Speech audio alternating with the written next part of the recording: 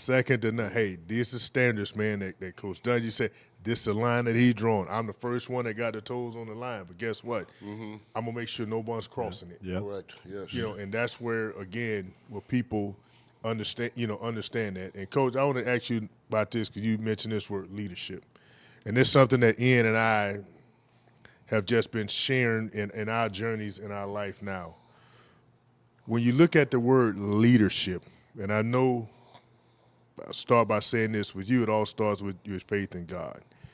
But leadership in the world today versus the word leader, how would you address the differences or the similarities between the two when you're talking to a group of people about those two topics? Yeah, leadership is so important in any organization. It's going to tell you how successful you are or if you're going to be successful if you got the right type of leadership. I learned about that, again, from Chuck Noll. I had never coached. I get to him and I said, what am I supposed to do? You hired me. I'm 25 years old. What am I supposed to do as a coach? And he told me something I never forgot. He said, you have one job as a coach. That's to help your players be better. And I'm waiting for all this, philosophical, do this, help your players.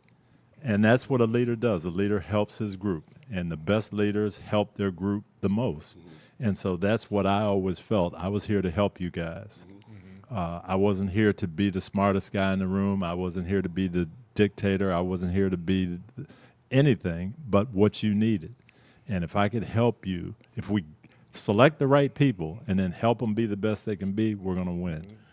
You ever pinch yourself, Coach, and how, like when you look back, I had you on the air one time when I was on radio, and I asked you a question. I said, you ever just think that you're just a football coach? And I didn't mean that as a diss. Like, I'm like, you're just a football coach, but you're held in such a high regard. Like, I hear you get invited to the White House and stuff. But that's like, weird. That's yeah. weird. Like, it's got to be a little bit Yeah. weird, but how rewarding is it to look back to 96 and you having these visions and then sitting back and watching these guys wearing these yellow, these Hall of Fame jackets? I mean, that has to be something that blows your mind. It is super rewarding, Ian, and to talk about that, hey, what we could accomplish and what's important in life. And yes, to see the Hall of Fame jackets, but to see Warrick Dunn do 200 homes for single moms, and to see John Lynch with the scholarship program for the young academic people here, and to see the Brooks Bunch go to Africa, and to have people who really know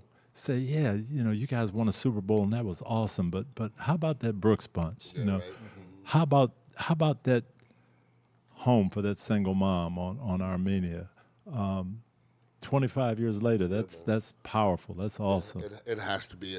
Coach, listen, Derek and I have been doing this podcast by the 7th or 8th one.